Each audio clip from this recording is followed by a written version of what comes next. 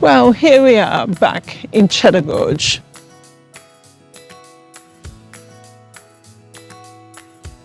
This is where it all started.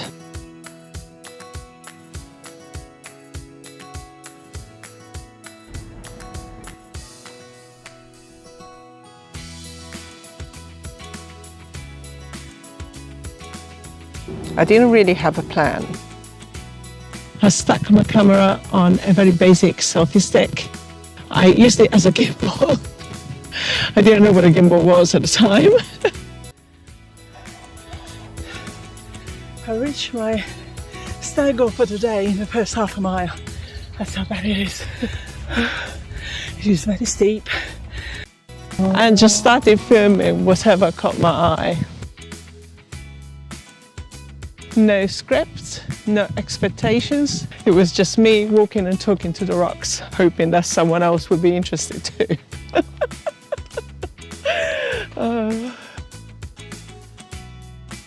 And now there's 5,000 of you, which is a little bit surreal, but so very lovely.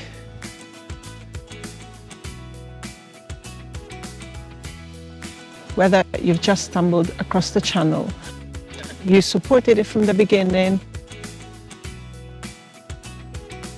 or whether you're one of the people who made a difference along the way.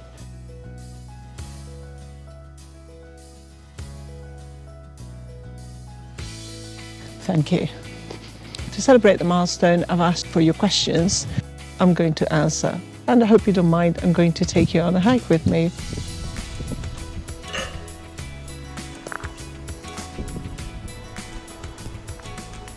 Let's go.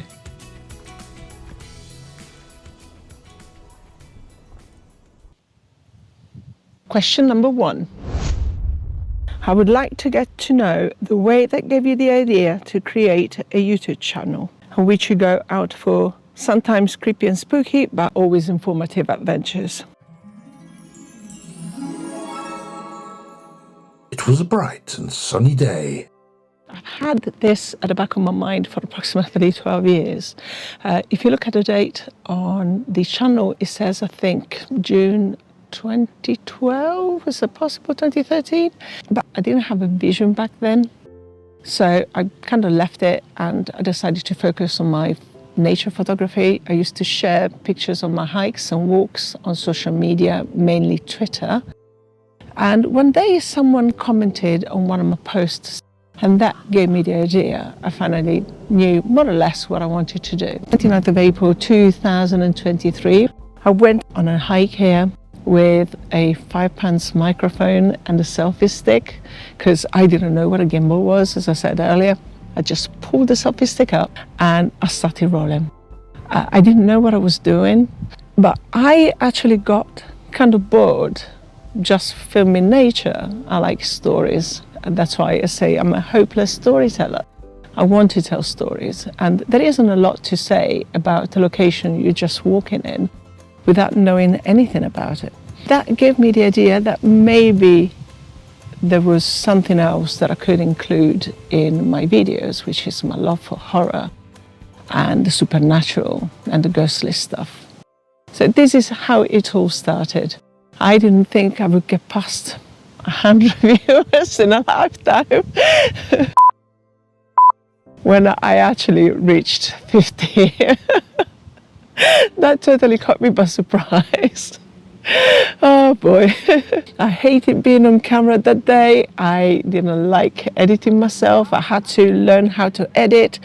I had to get used to listen to my voice so many times, repeating the same things over and over again. And so many things went wrong that day. The microphone wasn't working.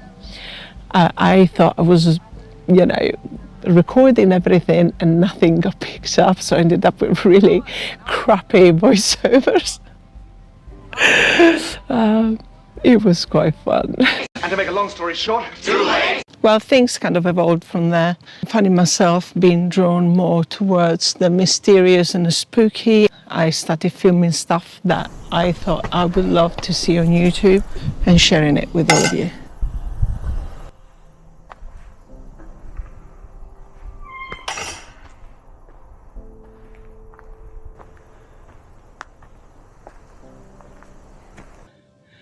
The climb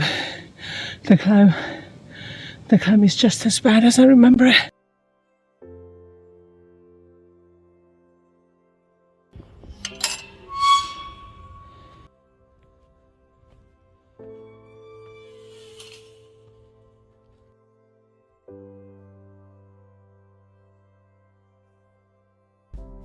Definitely worth the killer climb. Wow, this is quite a view.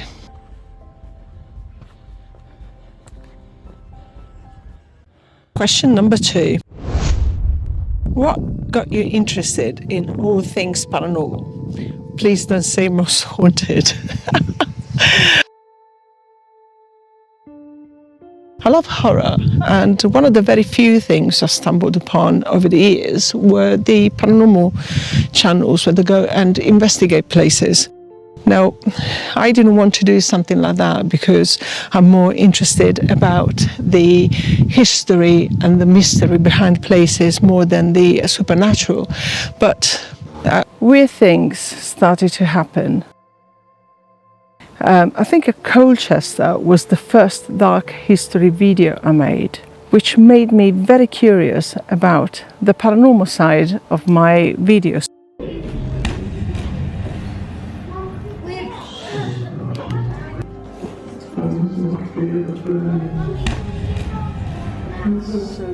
I think it's just everything put together.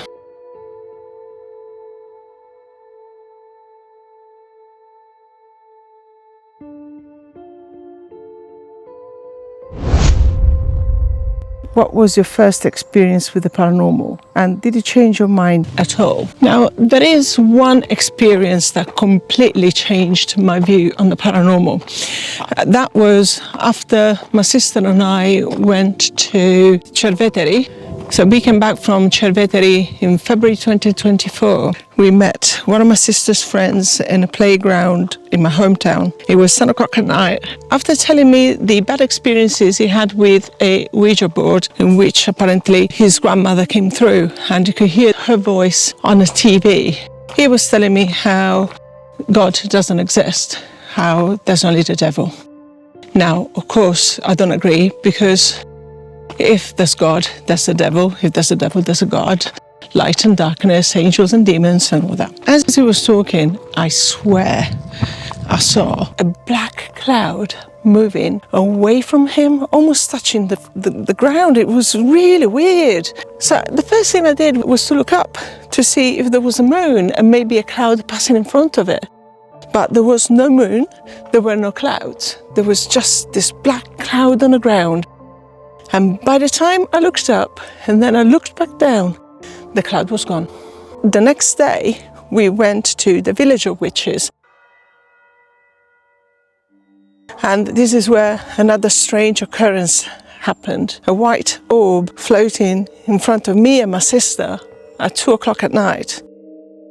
Unfortunately, the camera wasn't pointing towards it. So I have no evidence of that to show you. It was white and this big, seriously, and it was just literally floating. It came from the woods, which are said to be really, really haunted, and it floated around us and then it disappeared. Oh, the houses of the witches. Okay, there was a white light floating right in front of us.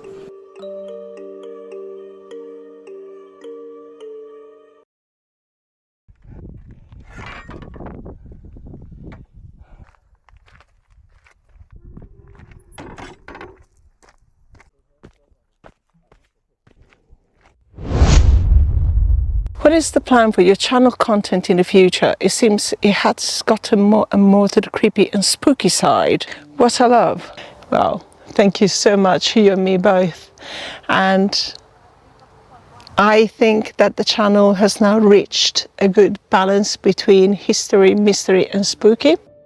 And I don't know where we're heading, but one thing I will say, there is no limit about how far this channel can grow and go.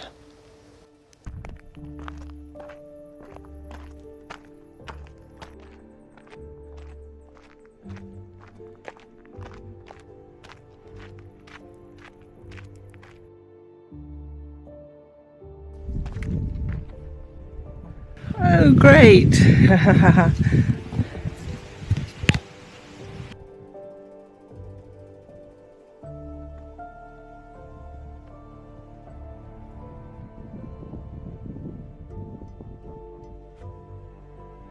I see the road.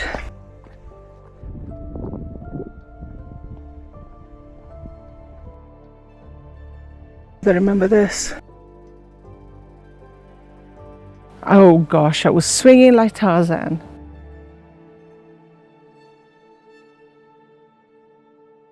At least it's dry.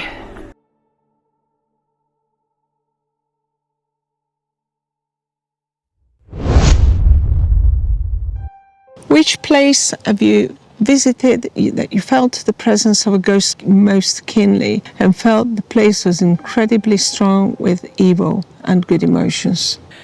Probably one of the place that spooked me the most and where I felt the presence of evil the most has got to be Clophill Church. I was walking towards the church, taking some shots from far away, and I stumbled upon this, what looks like a medieval buckle or a Roman buckle. How it got there, I don't know. And that was really, really strange for me, because how many other people would have walked past that? I felt that it was supposed to find me, and that terrorized me. So I hid it on sacred ground where possibly no one else can find it. And walking among the gravestones and walking inside the abandoned church where black masses were held, I don't know, the feeling of evil was so intense. It actually left me spooked. I'm getting goosebumps to this very day.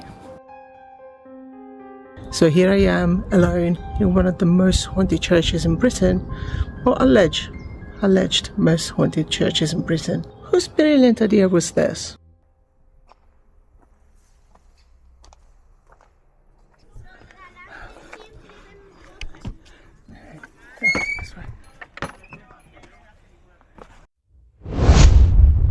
Oh, hello.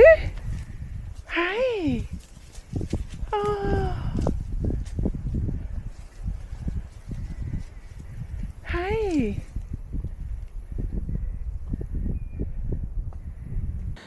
I watch some paranormal channels and they do sometimes overnights in haunted castles or houses, inns. Some do it alone, but mostly in groups with other creators. Can you imagine to do such adventures too? I would love one day to rent a place out and stay overnight and do a proper investigation. At the moment, I'm more interested about getting my channel where I want it to be and focusing on the videoing and the quality of the videoing and things like that. But one day, definitely.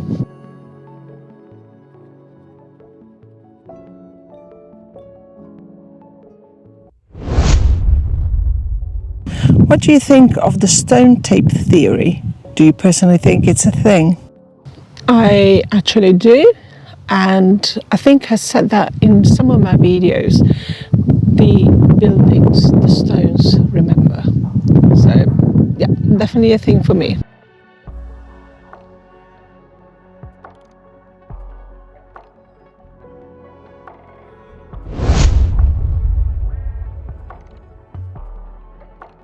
Are graveyards and churchyards haunted? I remember watching a program many years ago and they said that they were not. When I went to Nottingham a while back, I did a ghost hunt there with Tony Ghost Hunter. And he explained a couple of things to me. One, ghosts don't necessarily roam the earth just at night, but also during the day. And two, they wouldn't want to spend their time in a churchyard where the body is buried. They probably would like to spend time where they were happy while they were alive. So there is a good chance that there are ghosts in churches, like priests, monks, people that got married in a church, or they have a beautiful memory in there. But it is very unlikely to find ghosts in cemeteries. I'd be happy to debunk that one.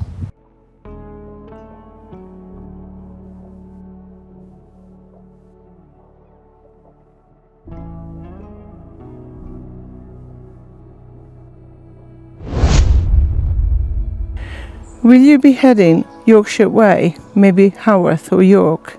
Oh yes, I'm planning to travel to Yorkshire in August this year and York in September. So watch this space.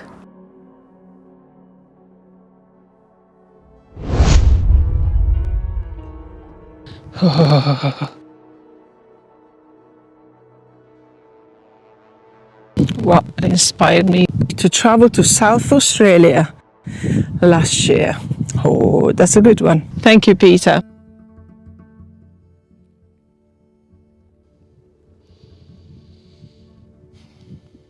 Now, I was at a point where I needed to get away from it all. I just couldn't take things anymore. I had enough. And I think my mother's death contributed to this a lot. I didn't want to be surrounded by people. I didn't want to be responsible for anybody. And I had the opportunity just to get away for 3 weeks and find myself at the age of 50, which is pretty strange, isn't it? A few moments later. Someone on social media did suggest 2 places down under, which I'd never visited before. One of them was Tasmania and one of them was Adelaide. I don't like big cities. I like green and hikes and, you know, sunshine and big views. So I just went for Adelaide and it was absolutely amazing. I was ready to come back home after 5 days because I was so uncomfortable with it all, but it was definitely the right choice for me and I absolutely loved it and I miss it, so I'll definitely be back sooner than you think.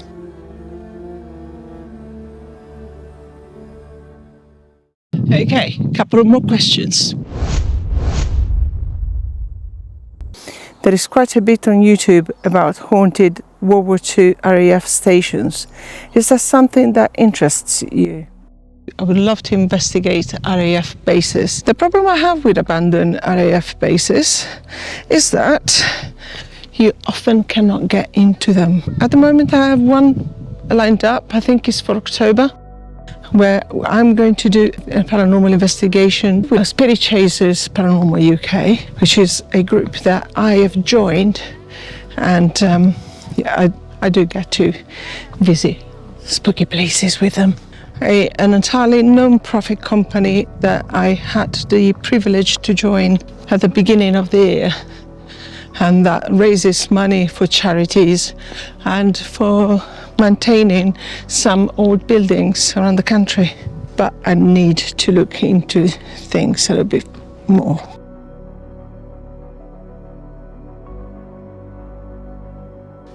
We're almost at the end. Oh, we're almost there.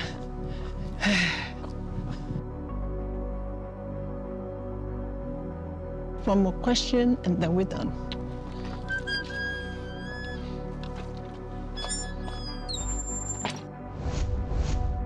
One from Steve. How do you decide on where to do your walks?